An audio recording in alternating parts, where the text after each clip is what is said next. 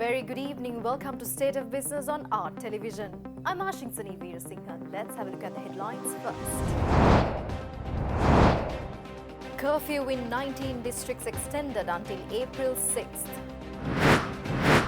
Validity period of visas for foreigners in Sri Lanka extended till May 14th. News in detail. Issuing a statement today, Presidential Media Division said that the curfew imposed in 19 districts will continue until 6 a.m. on next Monday. Meanwhile, the National Operations Centre to Combat COVID-19 Outbreak announces that the total of positive COVID-19 cases goes up to 146 by 4:30 p.m. today. Addressing the media at the National Operations Centre to Combat COVID-19 Outbreak, Army Commander Lieutenant General Shavindra Silva said that another batch of 96 individuals who underwent the 14-day quarantine process left for their homes. The Army Commander said that 86 were quarantined at Damminna Quarantine Centre and others were quarantined at Viyathalawa. He also added that a group of 24, including the doctors and nurses who treated the COVID-19 patient who died yesterday at the Negombo General Hospital, was sent for quarantine at a hotel in Waikal area.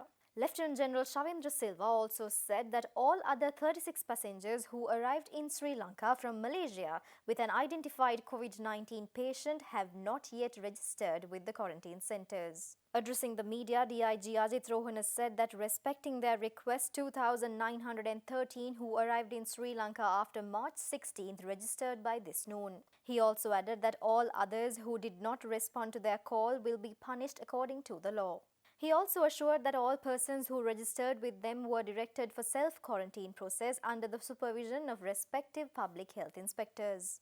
I think we are all happy to go home now, but we have been very well taken care of here during the past 14 days by the army, by the medical team, by the kitchen, by everyone, and I think there was a good camaraderie here all the time. Everybody has tried to stay positive and try to get through this, and I think we all support the measures that have been implemented by the Sri Lankan authorities to tackle this current situation.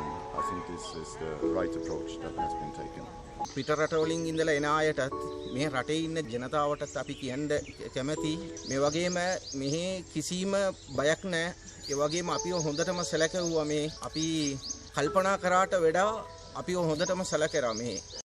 The curfew in the districts of Colombo, Gampaha, Kalutara, Puttlam, Kandy and Jaffna are in effect until further notice, the President's Media Division said. Meanwhile, the curfew in other districts was lifted at 6 a.m. today and was reimposed at 2 p.m. today. The reimposed curfew will continue until 6 a.m. on next Monday and will be reimposed at 2 p.m. on the same day. Moreover, travelling to and from all districts has been completely prohibited except for the purpose of providing essential services.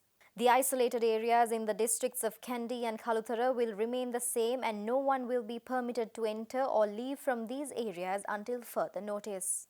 Meanwhile, police media added that the total number of curfew violators has surpassed 8,730 as of today, along with more than 2,140 vehicles taken into custody. President Gotabaya Rajapaksa and Director General of World Health Organization Dr. Tedros Ghebreyesus have discussed about the health and socio-economic consequences due to the outbreak of COVID-19 during a telephone conversation that took place yesterday. World Health Organization calls on all countries to ensure that the response to COVID-19 does not unintentionally create unwarranted shortages of essential items and exacerbate hunger and malnutrition.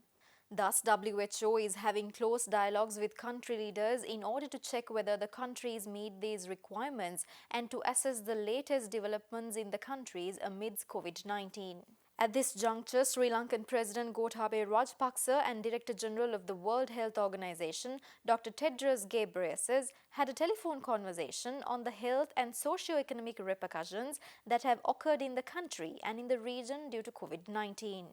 In a Twitter message, the WHO head thanked President Rajapaksa for mobilizing the whole of government in the fight against the coronavirus. In response, President Gotabaya Rajapaksa thanked the Director General for the immense work being done by the World Health Organization in the global pandemic, and he added that the Sri Lankan government will continue to collaborate with WHO to bring the COVID-19 pandemic under control. Meanwhile, President Gotabaya Rajapaksa held a discussion with the Governor of Central Bank of Sri Lanka, Professor W.D. Lakshman, and other senior officials of the Central Bank to assess the emerging macroeconomic conditions due to the impact of COVID-19 pandemic. The steps taken by the CBSL to manage the operations of the bank to provide liquidity and access to finance were also discussed during this meeting. The President also inquired into the issues connected with the management of foreign exchange budget and external reserves. President Rajapaksa instructed that the CBSL should ensure that all the banks are kept open. The bank officials were also instructed to work out post-COVID-19 economic strategies. United Nations warns that the coronavirus pandemic is the worst global crisis since World War II, since it is killing people, spreading human suffering and upending people's lives. Thus, United Nations Secretary General Antonio Guterres, launching a new report titled Shared Responsibility Global Solidarity Responding to the Socio-Economic Impacts of COVID-19, added that a stronger and more effective response is only possible in solidarity if everybody comes together, forgetting political games and understanding the humankind that is at stake. The world is facing an unprecedented test, and this is the moment of truth.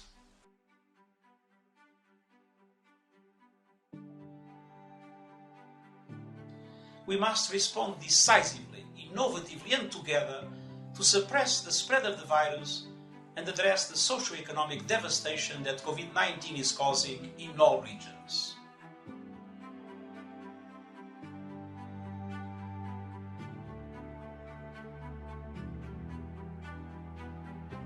It is essential that developed countries immediately assist those less developed to bolster their health systems and their response capacity to stop transmission.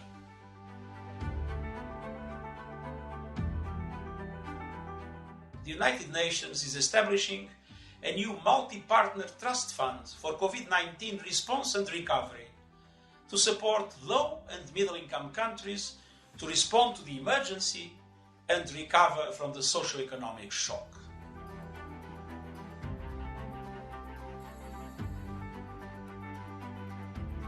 Everything we do during and after this crisis must be with a strong focus on building more equal, inclusive and sustainable economies and societies that are more resilient in the face of pandemics, climate change, and the many other global challenges we face.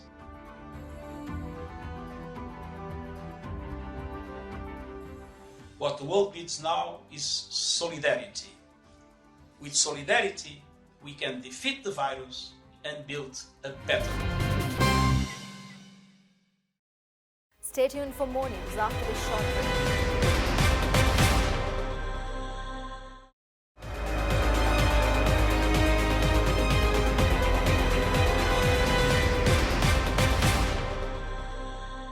Welcome back after the break. The validity of all visas issued to foreigners in Sri Lanka will stand as extended till May 14th under an order issued by the Controller of Immigration. Sri Lanka had earlier extended visas of all foreigners in the island till April 12th.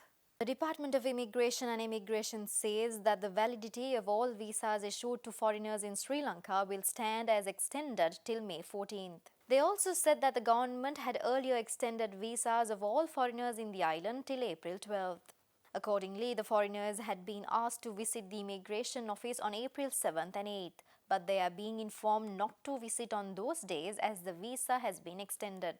Any foreigner who has handed over a passport for endorsement who wishes to leave the island before May 14th should contact the following emails with a scanned copy of the acknowledged receipt and copies of air tickets. The email addresses are dcvisa@immigration.gov.lk, acvisa@immigration.gov.lk, acvisal@immigration.gov.lk, acvisa2@immigration.gov.lk, aceta@immigration.gov.lk. More information could also be received via 077 1588 724. Central Bank report says that the headline inflation as measured by the year-on-year change in the Colombo Consumer Price Index declined to 5.4% in March 2020 from 6.2% in February 2020. Accordingly, inflation dipped to 5.4% in March due to the decline in the prices of items in the food category. Thus, food inflation declined to 12.8% in March this year from 14.7% in February this year, while non-food inflation recorded at 2.5% in March 2020. However, the change in the CCPI measured on the annual average basis increased to 4.7% in March 2020 from 4.6% in February 2020. Within the food category, prices of vegetables, red onions and bread recorded declines in March 2020. However, prices of items in the non-food category recorded increases during the month owing to price increases of the items in health and transportation subcategories. Continuing its declining trend for the sixth consecutive month, the core inflation declined to 2.9% in March 2020 from 3.2% in February 2020. An annual average core inflation also declined to its 4-month low of 4.9% in March 2020 from 5.1% in February 2020.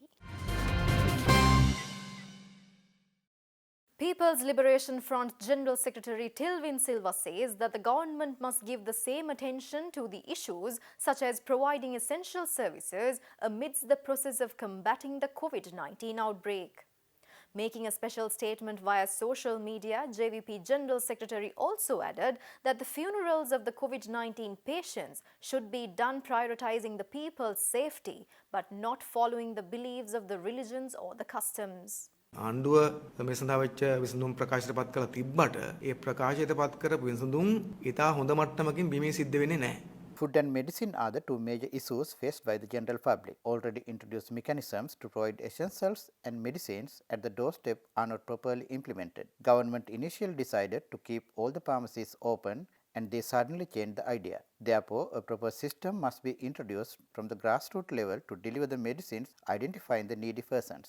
We know people need to make a kind of sacrifice at this moment, but the government must assure to deliver the essentials. Most claim that the vehicle carrying vegetables and other essentials did not arrive to their places. The result will be people flocking at public places again when the curfew is lifted to purchase essentials. Therefore, we suggest the government to go for a systematic mechanism to provide medicine and essentials soon. And the third issue is the group of daily wage earners as they don't have cash in hand to purchase essentials. Here the government must have a proper mechanism to make sure all have fulfilled their basic requirements. At the same time, we also have an issue why Basil Rajapaksa was selected to run such a mechanism. He is no one except a representative of a political party which is in the prey for the general elections. Engaging a political party representative in such a mechanism is not ethical in any means.